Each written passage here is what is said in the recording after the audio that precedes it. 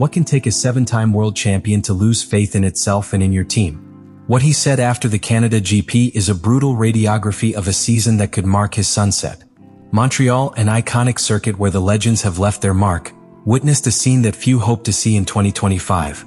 Lewis Hamilton, the world heptacampion, crossing the finish line in a lonely 6th position. Beyond statistics, that result contains an awkward truth. The connection between Hamilton and Ferrari does not yet exist. The image of the British pilot getting off SF25 without showing an apex of satisfaction or uncontrolled frustration, simply resignation, encapsulates the disappointment of a season that promised a lot and is delivering little. Hamilton's arrival in Maranello was one of the largest bombs in the pilot market in recent years. The expectation was gigantic. There was talk of a new beginning, a rebirth of the myth, an alliance aimed at breaking droughts and rewriting the story of Ferrari. But reality is demonstrating otherwise. Instead of a successful symphony, the project sounds off, with each race adding a new layer of frustration. The SF25, designed to adapt to its driving style, is showing unsuspected limits. It is not only a pure speed issue but a philosophy. The car does not respond with the surgical precision that Hamilton needs. It does not give confidence in braking late. It does not allow him to attack the curves as he is accustomed.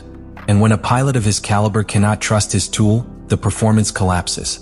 In contrast, Charles Leclerc, his teammate, has managed to tame the same car with better results.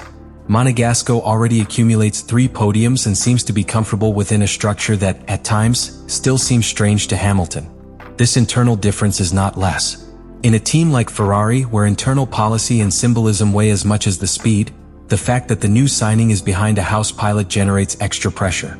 The public narrative, instead of revolving around the progress of the team, begins to focus on the contrast between both pilots. And that erodes stability. Hamilton's adaptation has not only been technical, also emotional. After more than a decade in Mercedes, where he had a completely molded environment, the change to Ferrari has been a true cultural shock. New engineers, a different work philosophy, strategic decisions that do not always convince him. All that is undermining trust, a fundamental piece for any elite athlete. The 6th position in Canada is not just a number. It is a symptom.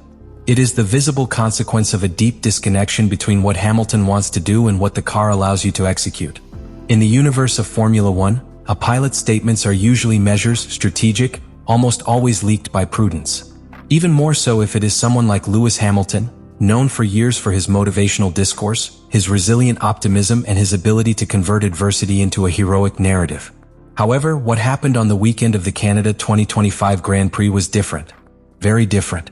The words that came out of their mouth not only surprised the media, they shook the whole paddock. What Hamilton said was not a technical lament or a simple criticism of the strategy.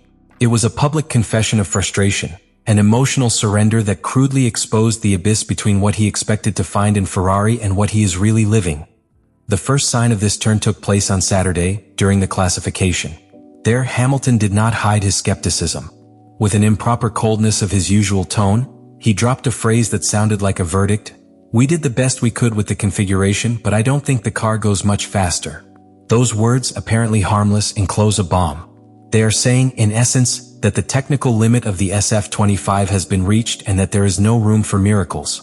And if that limit leaves the car out of the fight for podiums and victories, the message is clear: Ferrari has failed. Later, when he was questioned about the strategy used in Q3, his response evidenced something even more delicate: a lack of confidence in the decision-making of the team. Hamilton revealed that while other pilots used middle tires, in Ferrari they opted for soft based on what he called an unclear choice. "They told us that the soft was the best, so we chose it," he said. The phrase transmits a mixture of bewilderment and resignation, but also suggests a deeper structural problem. Communication between the pilot and strategist is not functioning as it should. For a team that aspires to win championships, that gap is lethal.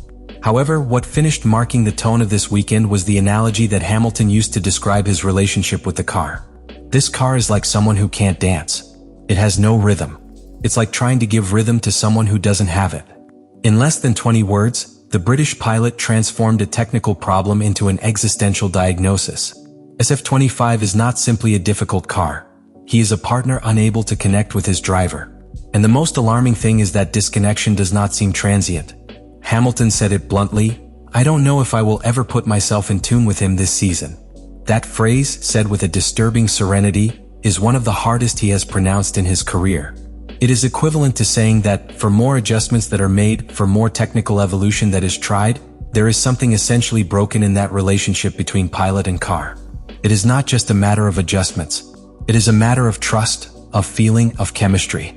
And when that spark does not appear, everything becomes a sterile effort. These types of statements not only affect the public perception of the Ferrari-Hamilton project, they have implications within the team. They cause tensions, questions, possible internal fractures. They are words that, although true, are also dangerous. Because when the star pilot begins to speak as if no longer waiting for a solution, the entire team enters a gloomy terrain. And in Formula One, such shadows can grow very fast. At this point in the season, it is no longer about performance. When a pilot like Lewis Hamilton begins to show cracks, not only on track but also out of it, the concern transcends sports. We are not talking only about a car that does not work or a team that makes strategic mistakes. We are facing something much deeper. A fracture in motivation, confidence, and personal narrative of one of the greatest of all time. Hamilton is not just any pilot. It is a symbol. It represents much more than titles and statistics. For millions of fans, his career has been a constant fight against probabilities, against adversity, against prejudices. His passage through Mercedes was an ode to domain, absolute control, perfect conjunction between man and machine.